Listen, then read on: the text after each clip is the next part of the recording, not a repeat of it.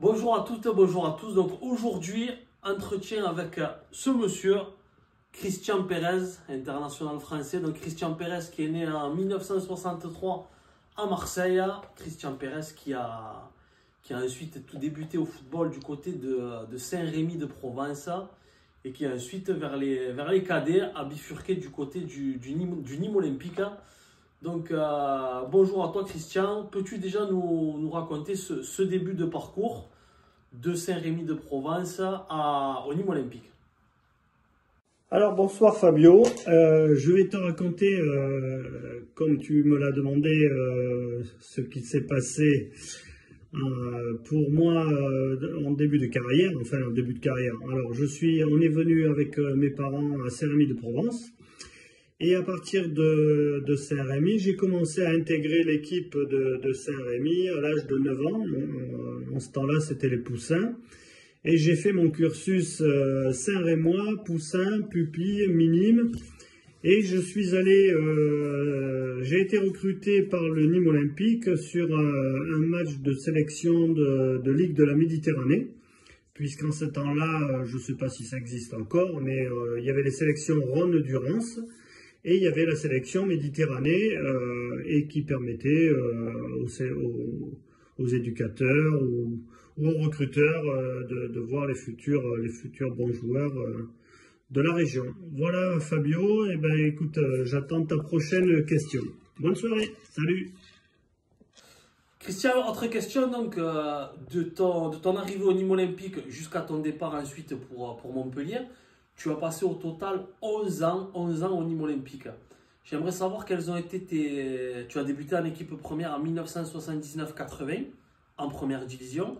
Tu es devenu titulaire la saison suivante en division 2. Mais j'aimerais savoir qu'est-ce que tu ressens au moment d'arriver à Nîmes et que tu côtoies des grognards comme les Boissier, les Girard, les Luisigno, les Marguerita ou d'autres jeunes comme Patrick Cubain et surtout l'ambiance de Jean Bouin. Comment ça se passe au Nîmes Olympique et est-ce que ces débuts dans le football professionnel, tu les as vécus comme tu le ressentais? Oui Fabio, pour répondre à ta question sur mon arrivée à Nîmes Olympique, alors écoute, j'ai signé en cadet première année, et pour tout te dire, les premiers entraînements, je me suis surpris à pleurer autour du terrain, j'étais tout seul. Je quittais mes copains de Saint-Rémy et ça n'a pas été facile au départ. Ça n'a pas été facile moralement parce que ensuite tout s'est mis en place, la vie nouvelle se met en place et oui, enfin non, je ne m'attendais pas puisque pour moi c'était tout nouveau. Ensuite, en ce qui concerne l'intégration avec les professionnels, oui, c'est vrai que j'ai rapidement accédé aux entraînements avec les professionnels. Et tu as raison, il y avait de vieux briscards comme Boissier, il y avait René Girard, Louisigno, Marguerite, Denis Jouanne, qui étaient non seulement des gens plus âgés, bien plus âgés que moi, bien sûr, et des gens qui avait une forte personnalité, et c'était cette génération où il fallait respecter les anciens, même si on n'aspirait qu'à une chose, c'était leur piquer la place, mais très sincèrement on ne la ramenait pas. Moi j'ai vu des petits chocs sur des jeunes qui voulaient un petit peu s'affirmer, et non, ils se faisaient respecter. Et ensuite, pour revenir sur les matchs, oui, j'ai intégré mon premier match avec Nîmes Olympique contre Laval. Contre Laval, et le défenseur, je crois que c'était Steck, me semble-t-il. Ça a été un bon et voilà, c'était tout nouveau pour moi. Je crois que je devais avoir 17 ans et demi, 18 ans peut-être. En ce temps-là, on était moins mûrs que la génération de maintenant. Et effectivement, on se sent un petit peu emprunté, même si j'ai fait une rentrée honorable. Et ensuite, je n'ai pas été titulaire tout de suite. Hein. J'ai intégré l'équipe première et en ce temps-là, il n'y avait que 13 joueurs, dont 2 remplaçants. J'ai fait quelques matchs avec eux et ensuite la seconde année également, me semble-t-il. Et puis ensuite, on est descendu en deuxième division. Nous sommes remontés sous l'ère Bousquet où ça a été une saison extraordinaire avec la montée en première division. Malheureusement, pour moi ça restera le meilleur souvenir avec mon premier match de première division. Ça restera le meilleur souvenir et la montée en première division sous l'ère de M. Bousquet. C'était un moment exceptionnel pour Nîmes Olympique, qui est vraiment le fief de la région, du football de la région. Malheureusement, avec les conséquences qu'on connaît maintenant. Et ensuite, manque de moyens, manque de joueurs très aguerris.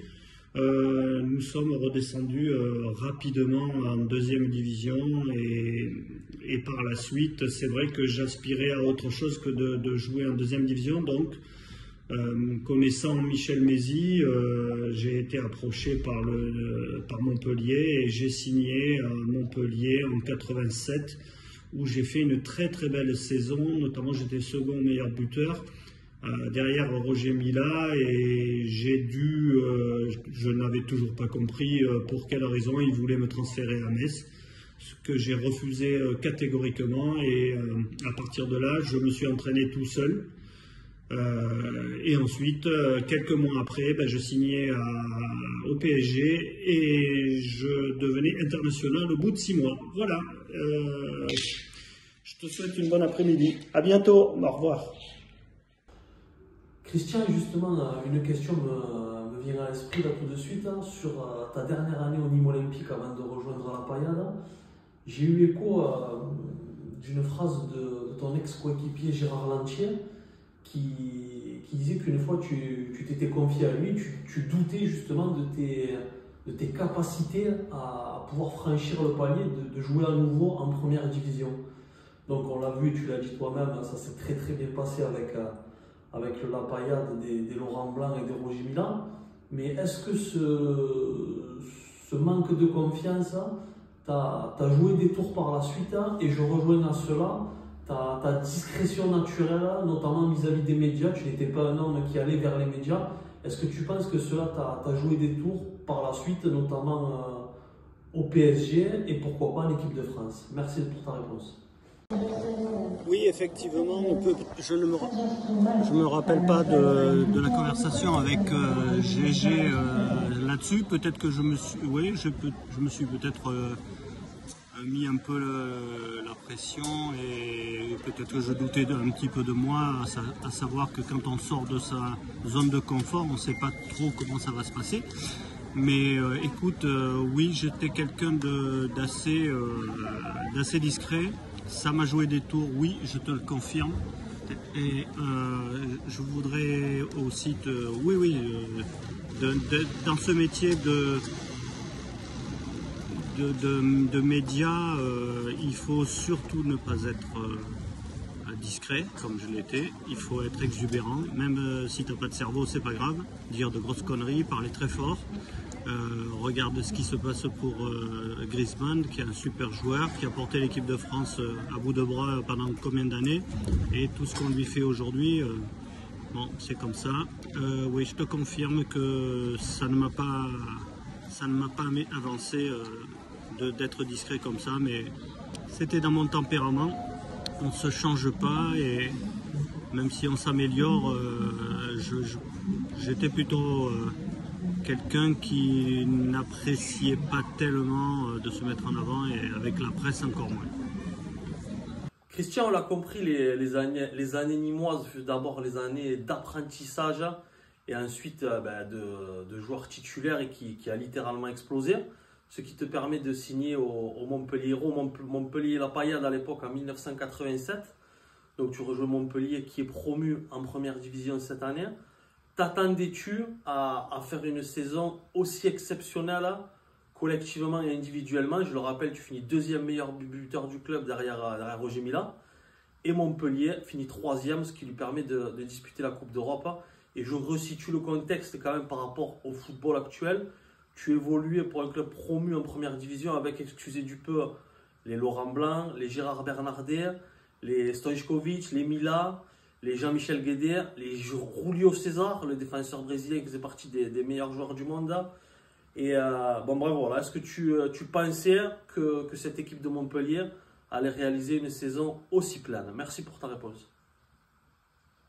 Alors, est-ce que je pensais faire une si belle saison? Non, non. Maintenant, quand on démarre une saison, on se met toujours une certaine pression. Si on est attaquant, on se fixe des objectifs de but. Voilà. Je ne pensais pas faire une saison comme celle-là, d'autant plus que oui, je termine le deuxième meilleur buteur avec beaucoup moins de matchs parce que j'ai fait quelques matchs remplaçants.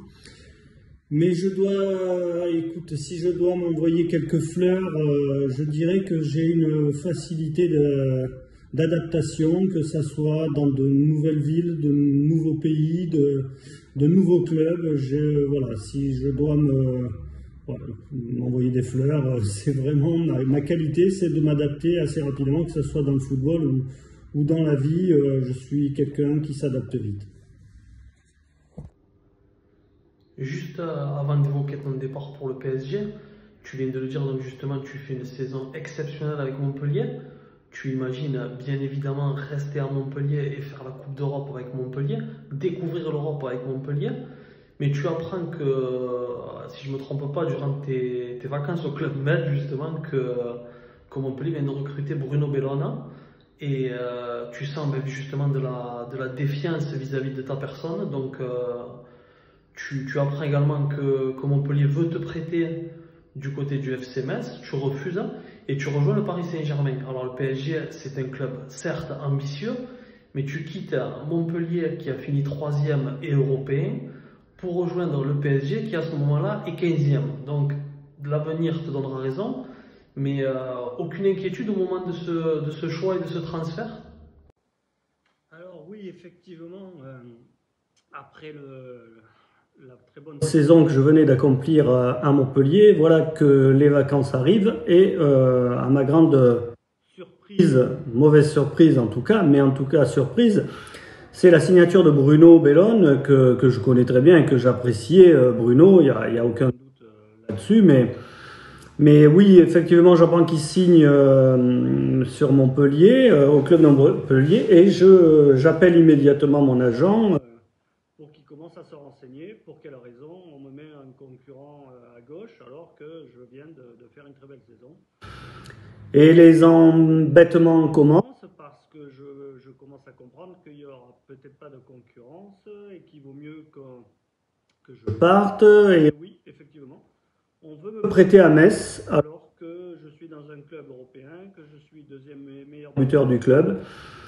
Et j'engage un bras de fer avec le club. Je suis déçu, non pas par Mosca, ni par M. Nicolin qui veut faire une certaine... Je ne sais pas pourquoi il fait ça, mais je ne le saurai jamais. Mais j'en veux un petit peu à Michel Mézy, qui aurait peut-être pu m'expliquer. Étant de Nîmes, il me connaissait. Voilà, j'attendais des explications qui ne sont jamais venues. Et donc, je me suis entraîné tout seul. Ils ne m'ont pas pris en stage de début de saison et je m'entraîne tout seul comme un con, hein, pardonne-moi l'expression. Et ensuite, j'ai un appel de M. Borelli qui me dit, petit tout, je vous connais bien, est-ce que ça vous dirait de faire un essai chez nous pendant le tournoi de Paris? Et je lui ai dit oui tout de suite. Il m'a dit voilà, c'est très simple, il y a M. Yvick qui arrive, il reprend l'équipe, vous faites un essai avec nous et si ça lui convient, vous signez, on vous prendra une année en prêt. Je pars tout de suite avec quelques bagages sur Paris et je joue contre Flamenco ou je sais pas. Et pour le tournoi de Paris, au bout de 30 minutes, je sors et M. Yvick il va voir le président et en 30 minutes, il est pratiquement persuadé que je suis le joueur qu'il lui faut. Et il s'est peut-être pas trompé parce que 8 mois après, je deviens international et c'est un joli pied de nez au club de Montpellier. Mais encore une fois, oui, j'étais très en colère faut toujours se battre et ça devient fatigant. Mais finalement, c'est quand même quelque chose de super pour moi. Il y a une vie exceptionnelle à Paris que j'aimais et malheureusement, au bout de 4 ans, j'attendais de re-signer avec Michel Denisot et à la fin, une fois que j'ai signé à Monaco, mais peut-être qu'on y viendra après, j'ai tout compris et j'ai compris pourquoi je n'avais pas re-signé à Paris. Et quand les agents travaillent pour leur paroisse et pas celui du joueur, ben, on comprend tout, mais c'est trop tard. Christian, avant d'aborder un peu plus en détail tes 4 années au PSG, donc, j'aimerais qu'on revienne sur ton parcours en équipe de France. 22 sélections, 2 buts, des débuts en fanfare contre la Yougoslavie, lancé par Michel Platini, tout juste nouveau sélectionneur. Tu marques quasiment d'entrée de jeu face à ton coéquipier Suzic. Qu'est-ce que tu en gardes de ces années en équipe de France? Moi, le souvenir que j'ai, je pense comme tout le monde, c'est ces centres venant de la gauche pour Jean-Pierre Papin contre la Tchécoslovaquie en éliminatoire de l'Euro 92, puis contre la Suède au premier match de cet Euro 92. Ouais, voilà, j'aimerais savoir ton ressenti sur tes années en équipe de France. Et est-ce que tu ne gardes pas un arrière-goût de cet Euro 92? Je le rappelle, vous aviez des éliminatoires de folie, invaincus, 8 matchs de victoire, notamment contre l'Espagne et la Tchécoslovaquie. Et cet Euro éliminé au premier tour. Et ça s'arrête pour toi la sélection avec cette défaite contre le Danemark, futur champion d'Europe 92.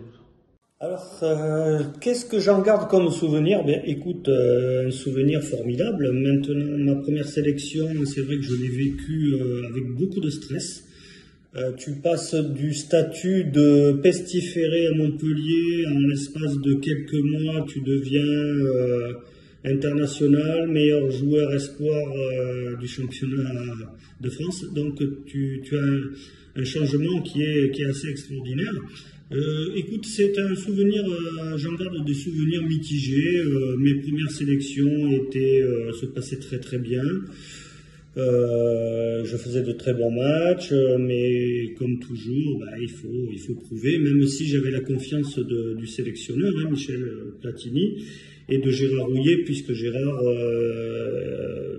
était venu, c'est lui qui repérait les matchs et qui m'avait repéré.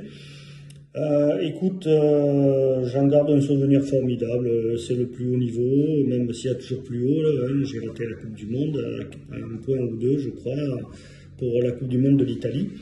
Et ensuite était arrivé, oui, le championnat d'Europe qui se présentait sous ses meilleurs auspices, puisque les matchs de qualification, on a tout gagné.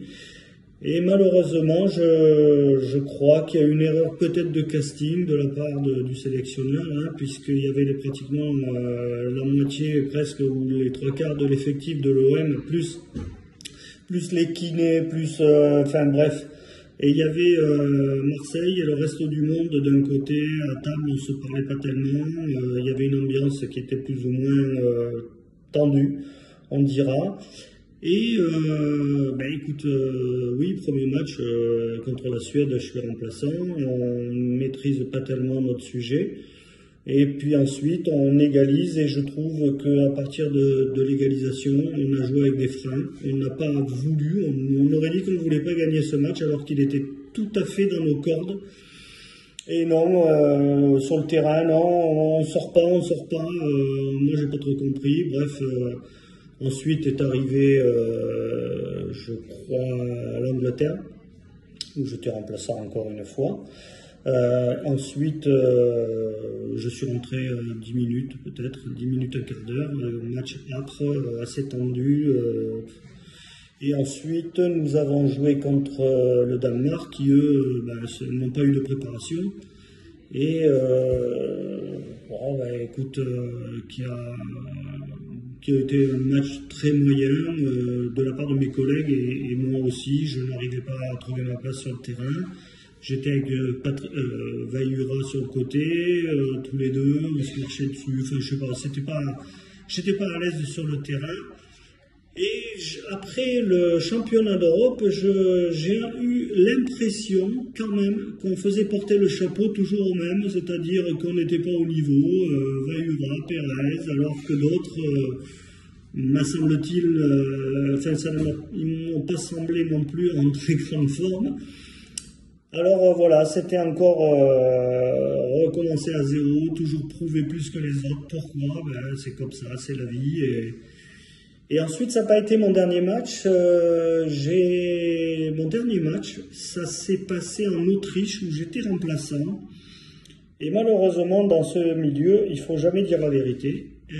Puisque ce jour-là, j'ai dit à Gérard me dit je ne te mettrai pas titulaire dans ce match, mais prépare-toi, si j'ai besoin de toi, tu pourras rentrer en seconde mi-temps. Bref, et je lui ai dit, écoute, en ce moment, je ne suis pas au mieux, physiquement, moralement, donc il n'y a pas de problème Gérard, je suis là, mais voilà. Et il ne faut jamais dire qu'on n'est pas en forme, il ne faut jamais dire qu'on n'a pas le moral, parce que dans le milieu du foot, c'est pas bien. Voilà. Christian, je vais faire appel à tes souvenirs lointains. Alors tu me corriges si je me trompe, il me semble que de 88 à 92, donc tu as porté le maillot du PSG. Et ta seule participation en Coupe d'Europe avec le PSG, ça a été durant la saison 89-90. Premier tour, élimination difficile des Finlandais de Lahti. Et ensuite, tu as affronté la Juve. Pareil, élimination de peu. Et tu as affronté un certain Toto Schillaci, qui allait ensuite briller à la Coupe du Monde Italia 90. Donc est-ce que tu peux revenir sur ce parcours européen? Et quel souvenir gardes-tu de Toto Schillaci et de cette double confrontation face à la grande Juventus? Bonjour Fabio, écoute, ma mémoire commence un petit peu à affaiblir en ce qui concerne, oui, cette petite campagne de Coupe d'Europe. Le souvenir que j'en garde pour le premier match contre les Finlandais, c'est un souvenir qui est un petit peu mitigé. Et ensuite, alors très franchement, on avait l'impression de tomber sur une autre planète.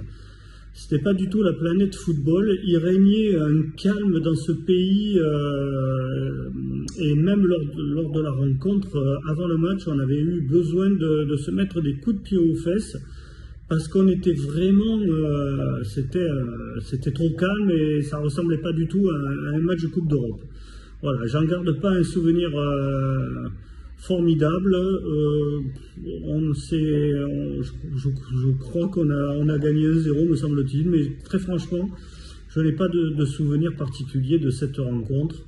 Sinon que les Finlandais, oui, ont couru un petit peu de partout, des gars plutôt solides physiquement, mais pas de bons joueurs de foot, et une atmosphère vraiment qui ne ressemble pas à un match de football. Voilà. En ce qui concerne la Juventus, oui, effectivement, il y avait Toto Schillaci, j'en garde pas un grand souvenir non plus. Je crois qu'au match aller, j'avais fait un joli match.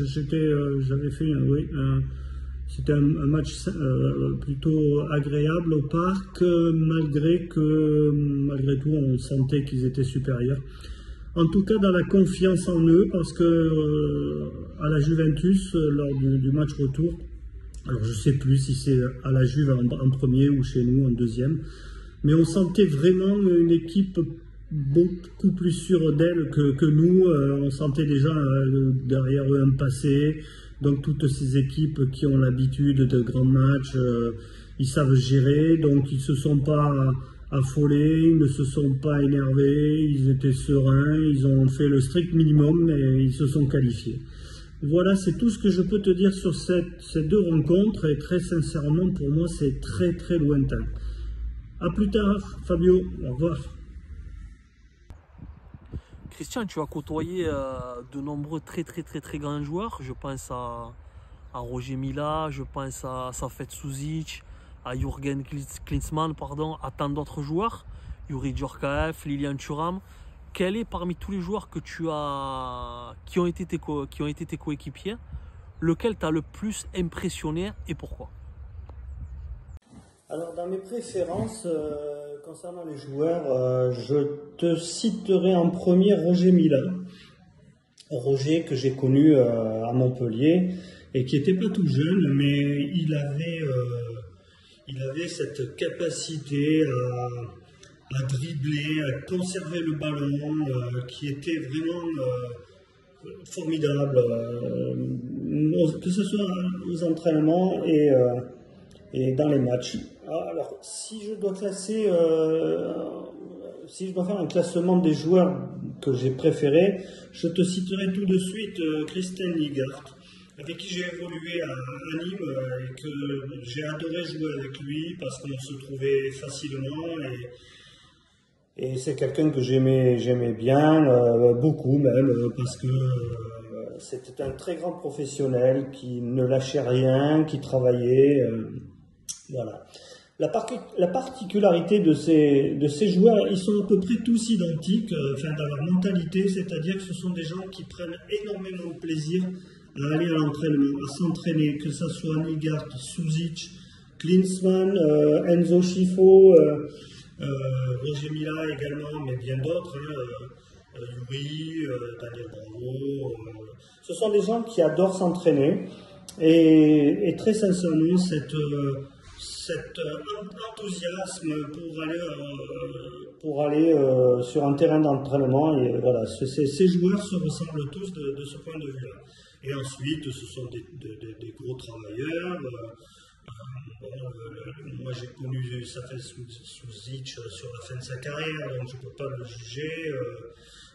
Mais en tout cas, c'est la caractéristique qui me vient à l'esprit. Ce sont des gens qui ont beaucoup d'enthousiasme pour s'entraîner, qui travaillent et qui ne râlent pas quand il faut bosser. Christian, ce sont tes années parisiennes qui t'ont permis de connaître la consécration internationale et de découvrir l'équipe de France. Mais paradoxalement, toi qui es un joueur offensif, un joueur qui aimait le jeu, le plaisir du jeu, beaucoup de joueurs de l'époque ont critiqué, et même les spécialistes football, le jeu de Tomislav Ivic, qui était ton entraîneur croate de l'époque, en se plaignant que c'était un jeu ultra défensif, ultra fermé. As-tu pris du plaisir tout de même en étant coaché par Tomislav Ivic? Et quelle a été la différence nette entre lui et Henri Michel ensuite qui lui a succédé? Et pour terminer sur cette période parisienne, raconte-nous justement ce départ assez mouvementé, on va dire, du PSG. Et il me semble que c'est une chose que tu as regretté toute ta vie, puisque au moment où tu partais, c'était les gros débuts de Canal+, et on a connu la suite qui a été fabuleuse. Bonjour Fabio, effectivement, la période Ivic a été pour moi le déclencheur de ma future carrière internationale. Monsieur Ivic plaçait beaucoup d'espoir en moi parce qu'il aimait mon style de jeu.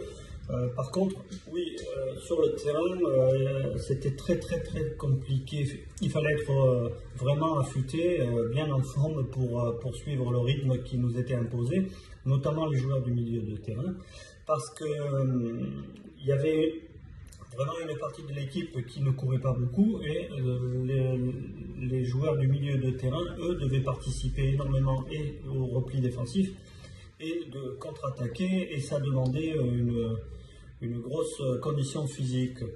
Les joueurs sont pleins, oui et non, c'est-à-dire que quand on a failli être champion, la première année, on a terminé second derrière Marseille avec un coup du sort on va pas dire de l'arbitre Michel Vautreau, mais il nous a fait jouer jusqu'à 5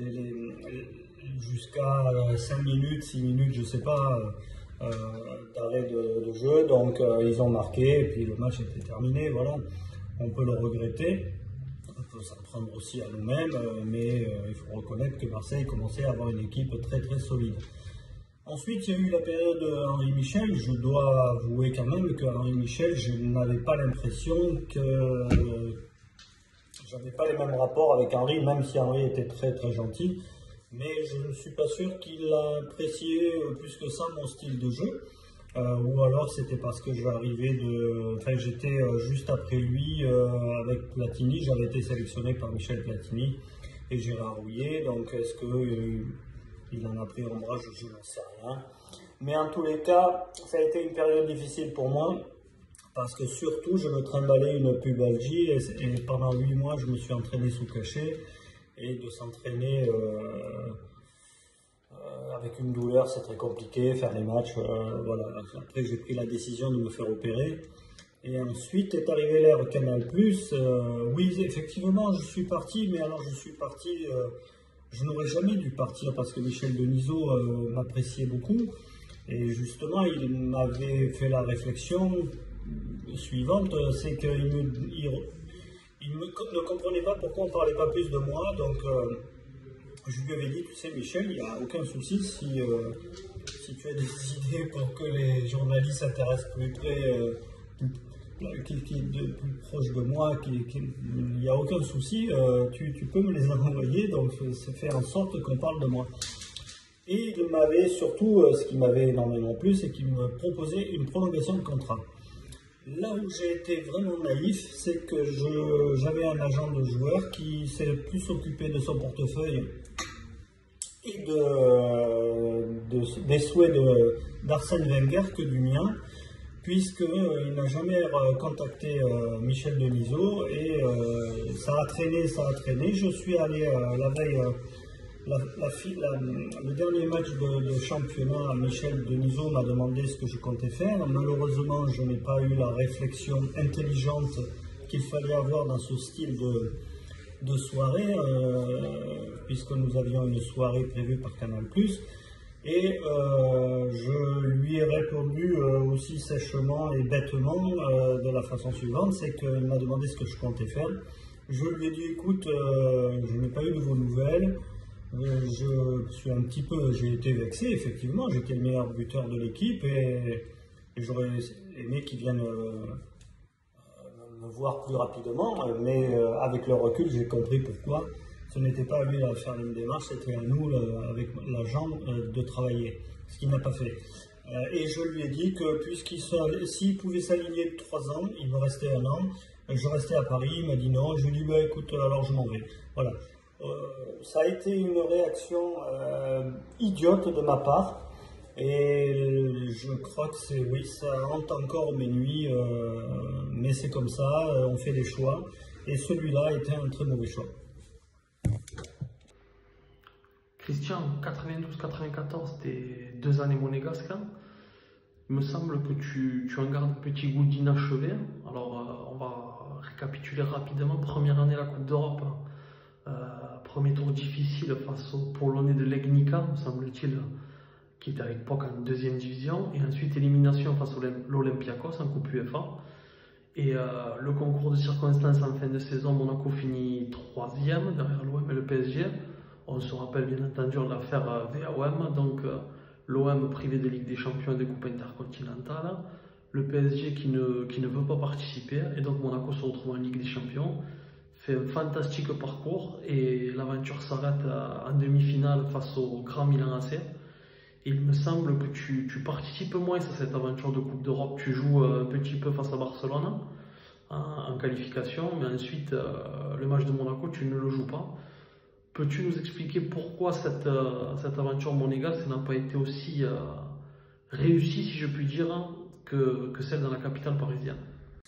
Alors, en ce qui concerne le match contre les Polonais, alors très franchement, ma mémoire me fait encore défaut. Je n'ai pas de souvenir de ce match du tout. Je me rappelle Olympiakos, oui, dans une ambiance assez survoltée. C'était un match assez âpre, me semble-t-il, mais on avait fait un bon match, il me semble. Contre le Milan AC, par contre, nous avions quand même souffert pas mal. C'était le grand AC Milan, et on doit dire qu'il y avait une classe de plus sur cette rencontre. Sur le Barça, j'ai joué le match retour, enfin j'étais remplaçant, je suis rentré. Alors il faut savoir que pourquoi j'ai pas eu cette période, en tout cas les mêmes performances qu'au PSG, mais tout simplement parce qu'au PSG j'étais heureux et qu'à Monaco je ne l'étais pas. Pour la bonne et simple raison, je l'ai expliqué un petit peu avant, c'est que à la base je ne voulais pas y aller. Je n'étais pas contraint ni forcé, mais sur un coup de tête. Et ensuite, pour revenir au match de Barcelone, j'avais eu une conversation avec Arsène Wenger qui m'avait demandé de jouer en 3e division et si je faisais un bon match, il me menait au match aller à Barcelone, qu'on a perdu 3-0, je crois.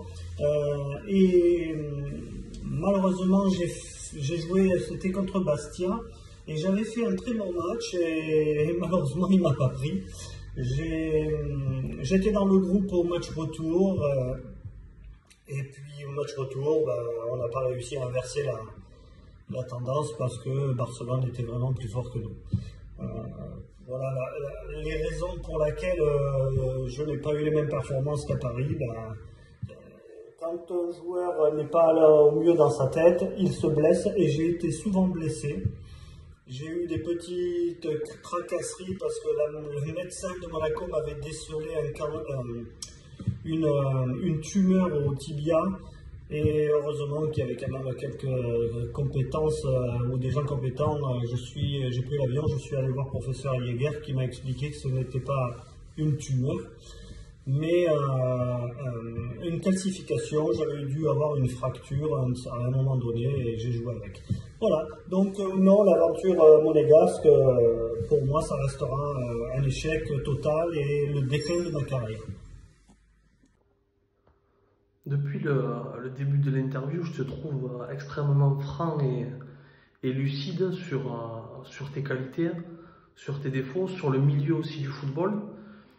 Et tu parles de ton déclin à la fin de ton parcours à Monaco. Je te trouve quand même un petit peu dur, mais ça te fait signer par la suite à Lille, qui est un club de fin de seconde partie de tableau de Ligue 1. Quel est le bilan de cette saison lilloise pour toi? Le club finit 14e de première division, une saison à lutter pour le maintien toute l'année, une élimination en Coupe de France face au FC 7. Donc quel est le bilan de ton année lilloise? Que penses-tu de Franck Farina, qui a évolué avec toi, un très très bon buteur australien? Et est-ce que tu considères que cette saison de Ligue 1 a été une saison de trop pour toi et qu'il aurait peut-être mieux valu faire ton retour au Nîmes Olympique un peu plus tôt?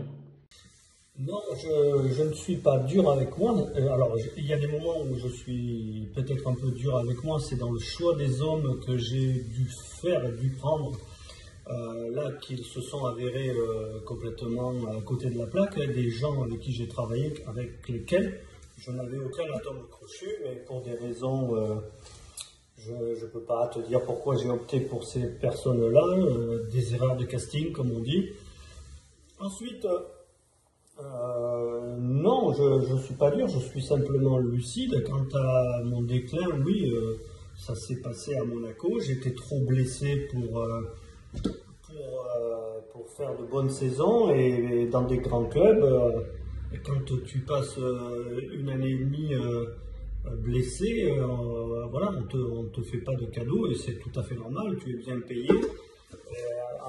Il doit y avoir une contrepartie, c'est-à-dire les résultats et les performances. Après, alors pour tout te dire, très sincèrement, quand mon agent, si on peut appeler ça un agent, m'a averti que j'avais Nice et Lille, et Nice était très intéressé, mais comme par hasard, il ne l'était plus du tout après. Je ne sais pas ce qui s'est passé. C'était peut-être un peu trop proche de Monaco. Je n'ai eu plus que le club de Lille et je ne pense pas avoir perdu du temps parce que d'une part, j'ai retrouvé des amis qui vivaient là-bas, donc on a passé une année formidable. et des amis de Bordeaux qui sont installés à Bordeaux et des amis de Boulogne qui vivaient en ce temps-là à Lille. Donc humainement ça a été une très belle année, j'ai découvert une ville formidable, très jolie ville du Nord, les gens sont sympas. Bien sûr, le climat, moi qui suis méditerranéen, oui, le climat n'est pas comme dans le sud-est. Ensuite, je n'ai pas perdu du temps. Maintenant, qu'est-ce qui s'est passé là-bas? Ben, tout simplement, j'ai découvert un entraîneur qui s'appelait Jean Fernandez, qui est un passionné, mais qui manque de recul et qui, dès que il est charmant, il est tout ce qu'on veut, et puis dès que le championnat reprend, il a cette, je sais pas, cette peur qui me prive de beaucoup de choses parce qu'il a des qualités, il a des idées, mais c'est un autre homme quand du début du stage et ensuite quand le championnat a repris. J'ai fait une saison mitigée là aussi, premier match, première blessure. Voilà, c'est pénible à un certain moment quand tu dois chaque fois retravailler pour retrouver ton niveau finalement que tu n'arrives pas.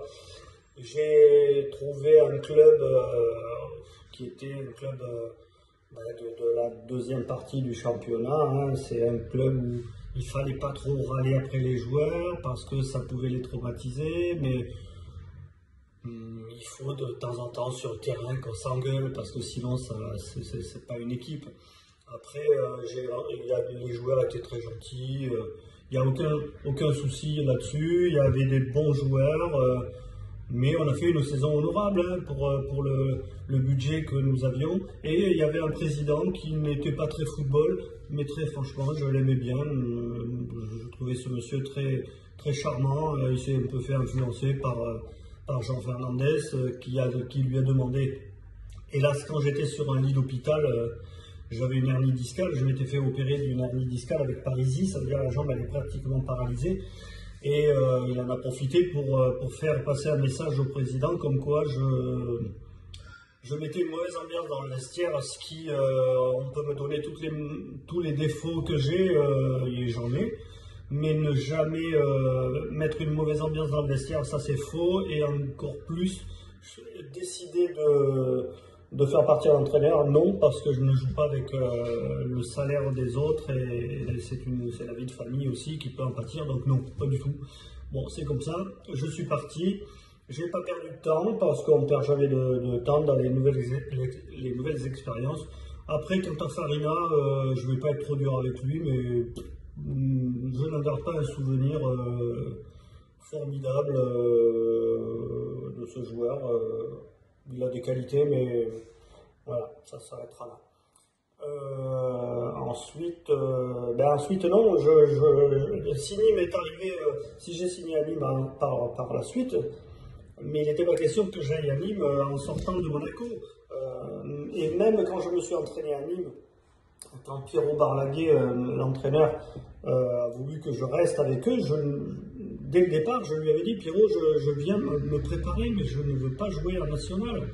Je pense que j'ai le niveau pour jouer un cran au-dessus, voire deux.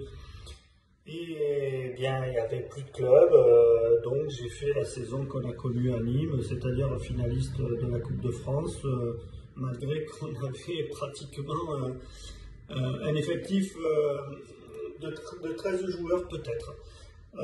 En tous les cas, on a passé une belle année avec des joueurs qui manquaient de repères, notamment sur leur métier de footballeur, parce que quand on n'a plus de repères, on fait n'importe quoi, on arrive au dernier moment à l'entraînement, on ne se prépare pas bien, on n'est pas professionnel, mais il y avait quand même du talent dans cette équipe.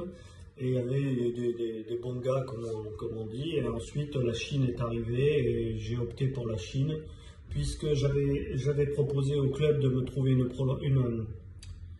une reconversion et paraît-il, on ne pouvait pas. Donc, j'ai dit, bah écoutez, je m'en vais sur Shanghai et je vais rejouer au football. Et je dois dire que j'ai passé 2 saisons, très bonnes saisons, où je crois avoir été très apprécié, mais là encore, la deuxième année, Je suis tombé après le revirement de situation. Il y a eu l'entraîneur qui a été changé pour un entraîneur chinois qui, là, il n'y a aucune discussion avec ces gens-là. Ils n'ont pas l'esprit très ouvert. À aucun moment on est venu nous poser des questions sur le football. Christian, pour clore cette interview, avant un petit rectificatif de ma part, j'ai fait une erreur avec Lille. Vous aviez sorti le FC7, pardon, et vous vous étiez incliné par la suite face à Strasbourg. Et donc ma dernière question, il y en a deux en une. Comment as-tu vécu la vie en Chine? J'imagine que c'est totalement différent des us et coutumes français. Et que deviens-tu depuis la fin de ta carrière? Voilà. Et je profite là de cette dernière question pour te remercier chaleureusement pour avoir donné de ton temps pour répondre à mes questions. J'ai apprécié ta franchise, ton honnêteté. Et encore une fois, grand merci. J'espère que cette interview plaira au plus grand nombre. Merci à toi. Alors Fabio, bonjour. En ce qui concerne ton erreur, le 7 et Strasbourg, très franchement, c'est pas moi qui t'aurais contredit, parce que pour moi j'ai l'impression que c'est vraiment trop loin pour que je me rappelle, malgré que je ne perds pas encore la boule. Mais voilà, je te remercie d'avoir rectifié. En ce qui concerne la vie en Chine, moi, comme je te l'ai dit bien avant, dans l'interview, je suis quelqu'un qui s'adapte. À partir du moment où j'ai envie de connaître une nouvelle expérience, je me plie aux règles locales, au pays, et très franchement, ça n'a pas été très difficile. On a été très bien logés dans un hôtel sympa. Les Chinois sont gentils, même si je suis déçu par le club. Enfin, j'ai été déçu par le club parce que comme ils étaient à l'orée du football, ils ont fait venir des joueurs européens. Et la moindre des choses était de s'informer de la façon dont on travaille, en tout cas comment on prépare les entraînements, les matchs, et il n'y a jamais eu de questions. Donc de ce côté-là, soit ils n'étaient pas curieux, enfin bref, je ne sais pas. En ce qui concerne, je sais qu'on a eu un petit problème avec Clément Garcia qui était avec nous.